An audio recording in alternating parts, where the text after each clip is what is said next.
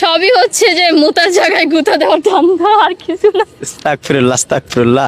খালি তার সাথে বসে একটু কফি খাবো, এতেই সে 1 লাখ টাকা দিবে। আর যারা 3 লাখ টাকা অফার করে তার সাথে হচ্ছে কি যে 1 ঘন্টা টাইম দিতে হবে, একটু ঘুরতে হবে, ফিরতে হবে, তারা হচ্ছে 3 লক্ষ টাকা অফার করে।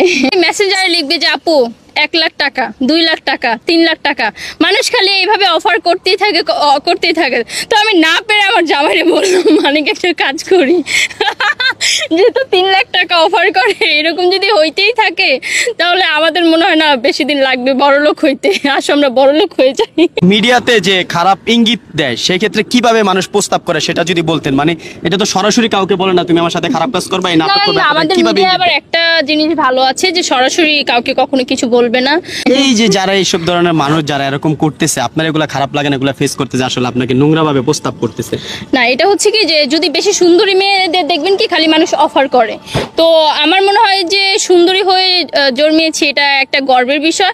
আবার সুন্দরী হলে অনেক জ্বালা যন্ত্রণায় পড়তে হয়, শুধু আমার না, প্রত্যেকটা ঘরে আমার মনে হয় যে সুন্দর সুন্দর মেয়ে আছে, তাদেরকেও এই অফারটা করতে হয়। তো আমার মনে হয় যে আমি একটু বেশি সুন্দর, তার জন্য আমাকে হাজার না লাখ লাখ টাকা অফার করে। আপনি কি আসলেই সুন্দর? দর্শকরা বলবে, আমার তো মনে হয় না আপনি সুন্দর। হ্যাঁ, আপনার কাছে সুন্দর অনেক মানুষ আছে, আপনি কি সবার থেকে না? সুন্দর? আমার মনে হয় না, যদি আমার মতো সুন্দর থাকতো তাহলে হচ্ছে দেখতে পেতাম, আমার চোখে এখনো পড়তেছে না। হ্যাঁ, আর আমার মনে হয় যে নায়িকারা এখন বর্তমানে যে নায়িকারা আছে, আমি সেই নায়িকাদের থেকেও বেশি সুন্দর। আর কিছু বলার নেই, আমাকে আমার অনেক ভালো লাগে, অনেক সুন্দর লাগে, অনেক কিউট লাগে। যে কত টাকা দিলে আপনি মুভি করবেন, মানে কত টাকা, এই যদি কেউ মুভি করাইতে চায় আপনাকে দিয়ে, সেই ক্ষেত্রে কত টাকা হলে আপনি মুভি করবেন? কত টাকা সেটা এখনো ডিসাইড করিনি, বাট হচ্ছে যেহেতু আমার মুভিতে এখনো যাওয়া হয়নি, আমার যাওয়ার ইচ্ছা আছে। কারণ মিউজিক ভিডিও করলাম, মন উঠে গেছে, কারণ মানুষ খালি অফার করে। আর নাটকও করলাম, মন উঠে গেছে। তবে নাটক ভালো বাজেটের হলে অবশ্যই ভেবেচিন্তে দেখবো। তবে মেন উদ্দেশ্য হচ্ছে আমার সিনেমায় যাওয়া শাকিব খানের সাথে।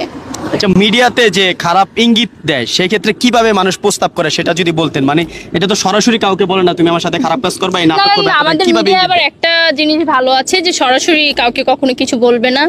যে হয় কি, যেহেতু আমি ম্যারিড, এখন যদি আমাকে একজন বলে যে তোমাকে আমার অনেক ভালো লাগে, তোমাকে যখন থেকে দেখেছি তোমার প্রেমে পড়ে গেছি, তোমাকে ছাড়া কিছুই বুঝি না, তখন আমার এই কথাগুলো খুব বোল্ড লাগে, মানে কেমন যেন লাগে নিজের কাছে যে আমি তো একজন ম্যারিড পারসন, আমাকে এগুলো কোন হিসেবে বলতেছে। আর সবই হচ্ছে যে মুতার জায়গায় গুতা দেওয়ার ধান্দা, আর কিছু না। আস্তাগফিরুল্লাহ আস্তাগফিরুল্লাহ। আচ্ছা আপু, এই যে আমি একটা কথা বলি, যে এই যে একটা খারাপ কথা বললেন, এই জিনিসটা দিয়ে কিন্তু বাচ্চারা খুবই খারাপ খারাপ জিনিস শিখতেছে। যে ভিডিওটা যদি আপলোড করি, আমি তো কিন্তু অনেকে অনেক খারাপ কথা বলবে। আমি তো ভেঙে বলতে পারবো না, তো আমি সহজেই সংক্ষিপ্ত দিয়ে দিলাম। আর আপনি তো জানতে চাইছেন, এটা তো ভাঙা বলারই মতো হইলো যেটা বলছেন। না না, এটা আপনাকে এই সাবজেক্ট বাদ, আপনাকে যদি কখনো বলা হয় যে আপনার যে হাজবেন্ড আছে তাকে ছেড়ে কোটি কোটি টাকা অফার করা হয় যে তাকে ছেড়ে তুমি আমার সাথে চলে আসো, সেই ক্ষেত্রে কি করেন? ভাই, একে কি ছেড়ে চলে যাবেন না থাকবেন? না, আমার হচ্ছে কোটি কোটি টাকার লোভ নেই।